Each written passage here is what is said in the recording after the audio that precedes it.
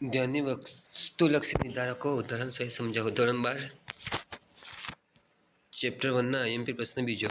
ધ્યાનની વસ્તુલક્ષી નિર્ધારકો ઉદાહરણ સહિત સમજાવો. વસ્તુલક્ષી એટલે કે જેવા ઉદ્દીપકો જેમ કે જેને દેખીને આપણું ધ્યાન એના તરફ આકર્ષાય. વસ્તુલક્ષી તમને સમજાવવાનું છે તે વાર્તાલાપ છે.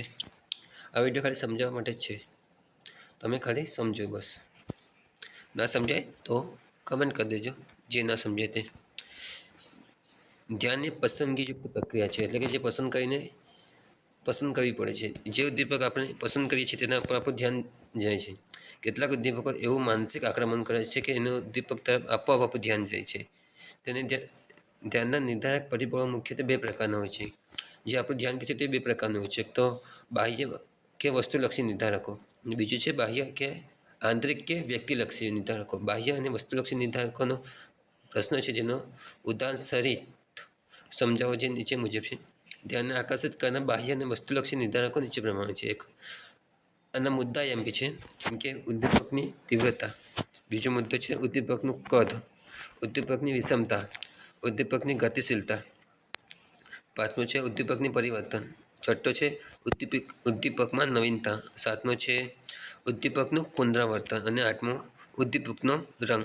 આઠમો લખવાનું ભૂલી ગયો. ઉદ્દીપકનો રંગ આઠમો છે, જેમાંથી પહેલો છે ઉદ્દીપકની તીવ્રતા. મન ઉદ્દીપકની સરખામણીમાં તીવ્ર ઉદ્દીપક જલ્દી ધ્યાન ખેંચે છે. જેમ ઉદ્દીપકની તીવ્રતા વધારે તેમ ધ્યાનનું વધુ આકર્ષાય છે. દાખલા તરીકે ધીમા અવાજની સરખામણીમાં મોટો અવાજ, ઝાંખા પ્રકાશની સરખામણીમાં તેજ પ્રકાશ આપણું ધ્યાન જલ્દી ખેંચે છે.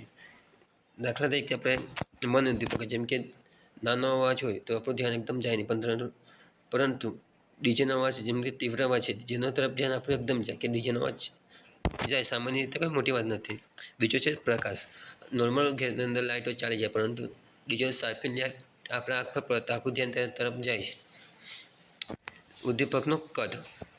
અન્ય ઘણી બધી બાબતોનો સમાન હોય, પરંતુ નાની કદની સરખામણીમાં મોટા કદની વસ્તુ ધ્યાન જલ્દી ખેંચે છે. વર્તમાનપત્રમાં ટચુકડીઓ જાહેરાતના વચમાં આવેલી મોટા કદની જાહેરાત, બુટ દુકાનમાં લટકાવેલું મોટા કદનું બુટ વગેરે ઉદ્દીપકને જલ્દી ધ્યાન ખેંચે છે. ઉદ્દીપકનું કદ.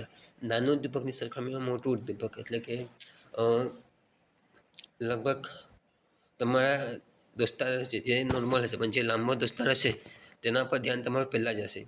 અથવા તો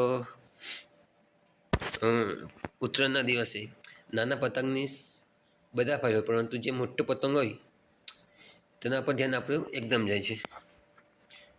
એ જ વસ્તુ અહીં લખવાની છે કે નાના પતંગની સરખામણીમાં મોટા પતંગ તરફ ધ્યાન એકદમ જાય છે. એ લખીને આવતો હોય ચાલશે. ઉદ્દીપકની વિષમતા. બે સમાન ઉદ્દીપકોની સરખામણીમાં બે વિરોધી કે વિષમ ઉદ્દીપક વ્યક્તિનું ધ્યાન જલ્દી ખેંચે છે. વિષમતા એટલે કે અલગ. દેખો, ગોરી યુવતી, ગોરી છોકરીઓની ધારણ કરેલ કાળા વસ્ત્રો, ઉચ્ચ કદવાળા પુરુષો સાથે ચાલતી ઠીંગા કદવાળી સ્ત્રી, શાંત ઓરડામાં થતો ધીમો અવાજ અને અનેક છોકરીઓ વચ્ચે ઊભો રહેલો એક છોકરો. અહીં ઉદ્દીપકોની વિષમતાને કારણે આપણું ધ્યાન જલ્દી ખેંચાય છે. ઉદ્દીપકોની વિષમતા તો દાખલા તરીકે ઘણા બધા છોકરાઓ હોય, એના અંદર એક છોકરી, તેના પર છોકરી પર ધ્યાન એકદમ જાય છે. પછી શાંત ઓરડાની અંદર તમે જ્યાં ભણવા બેસો ત્યાં કોઈ અવાજ ન હોય, પરંતુ અચાનક કોઈ ફોન આવે તો તેના તરફ આપણું ધ્યાન એકદમ જાય છે. એટલે કે વિષમતા અલગ જે વસ્તુ અલગ હોય તેના પર ધ્યાન એકદમ જાય. બીજું છે ઉદ્દીપકની ગતિશીલતા. સ્થિર ઉદ્દીપકની સરખામણીમાં ગતિશીલ ઉદ્દીપક વ્યક્તિનું ધ્યાન જલ્દી ખેંચે છે. કોઈ પણ વૃક્ષ પર બેઠેલા પક્ષીઓ આપણું ધ્યાન ખેંચતા નથી, પરંતુ પક્ષીઓ ઉડે એટલે એના તરફ ધ્યાન આપણું ખેંચાય છે. આકાશમાં ઉડતા વિમાન બાળકોનું ધ્યાન જલ્દી ખેંચે છે. ચાલતી ટ્રેન અને ગતિશીલ પ્રકાશવાળી જાહેરાત ઉપર ઉદ્દીપકની ગતિ તેના કારણે આપણું ધ્યાન ખેંચાય છે. કુસ્તી કરતા પહેલવાનો હાથ પગ અને ઊંચા નીચે કરીને આપણું ધ્યાન ખેંચે છે. ઉદ્દીપકની ગતિશીલતા. સામાન્ય રીતે વૃક્ષ પર પક્ષી બેઠા તેના પર આપણું ધ્યાન તો ના જાય, પરંતુ પક્ષી જો ઉડે તેના પર એકદમ ધ્યાન જાય. જેમ કે વિમાનના બાળપણમાં વિમાન દેખતા હોય કે અચાનક ઉડીને જતું તેના પર આપણું ધ્યાન વધારે જાય છે. આ લખી શકો છો. પાંચમો મુદ્દો છે ઉદ્દીપકનું પરિવર્તન. પરિવર્તન એટલે કે બદલાય છે. પરિસ્થિતિમાં ફેરફાર થતા ઉદ્દીપક નવી પરિસ્થિતિ વ્યક્તિનું ધ્યાન ખેંચવામાં અગત્યનો ભાગ ભજવે છે. દાખલા તરીકે એકાએક વાતાવરણ થતો ફરી હમણાં જ અચાનક ઉનાળાની અંદર અચાનક વરસાદ પડે તો આપણું ધ્યાન તેના તરફ જલ્દી જાય છે. અથવા તો ઘડિયાળ બંધ થઈ જાય તો તેના પર પણ ધ્યાન આપણું જલ્દી જાય છે. ઉદ્દીપકોમાં નવીનતા. ચાલની ઉદ્દીપકની સરખામણીમાં નવીનતા ધરાવતું ઉદ્દીપક વ્યક્તિનું ધ્યાન જલ્દી ખેંચે છે.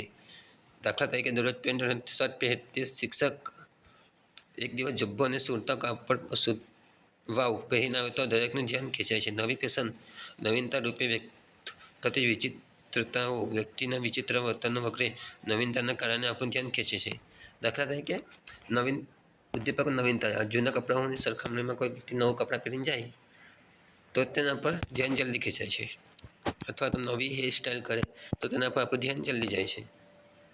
ઉદ્દીપકનું પુનરાવર્તન. એકાએકની ઉદ્દીપકને વારંવાર રજૂ કરવામાં આવે તો વ્યક્તિનું ધ્યાન ખેંચાય છે.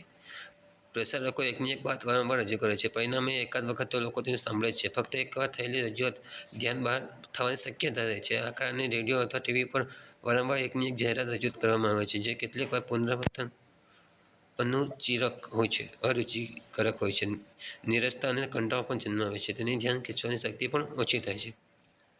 પુનરાવર્તન જેમ કે ટીવીમાં એડવર્ટાઇઝ એકને એક વારંવાર આવે, તેથી એક વખત તો ધ્યાન ન જવામાં બીજી વખત ધ્યાન જઈ શકે છે. 8મો મુદ્દો છે ઉદ્દીપકનો રંગ. વર્તમાન યુગમાં વ્યક્તિનું ધ્યાન ખેંચવા માટે વિવિધ રંગનો ઉપયોગ કરી શકાય અને સજાવટ કરવામાં આવે છે. કેવળ સફેદ અને કાળા રંગની વસ્તુઓ કરતાં વિવિધ રંગનો ઉપયોગવાળી વસ્તુઓ લોકોની ધ્યાનને જલ્દીથી આકર્ષિત કરે છે. દાખલા તરીકે રંગીન પોસ્ટર, પુસ્તકો અને માસિકોના વિવિધ રંગો, પુઠ્ઠા, વિવિધ રંગના વાહનો, રંગીન જાહેરાતો વગેરે. ઉદ્દીપકનો રંગ. વર્તમાન સમયમાં ઘણી જગ્યાએ રંગનો ઉપયોગ સારી રીતે કરવામાં આવે છે, જેના તરફથી આપણું ધ્યાન જલ્દી ખેંચાય છે. આ 8 મુદ્દાઓમાંથી કોઈ પણ 5 મુદ્દાઓ લખવાના હોય છે. એટલે 5 મુદ્દાઓ તૈયાર કરવા આ ખાલી તમારે સમજાવવા માટે 8 મુદ્દાઓ સમજાવે છે. બોર્ડની પરીક્ષામાં ખાલી 5 મુદ્દાઓ જ લખવાના રહેશે. ના સમજી ગયા એટલે બીજી વખત તૈયાર કરવી ના પડે.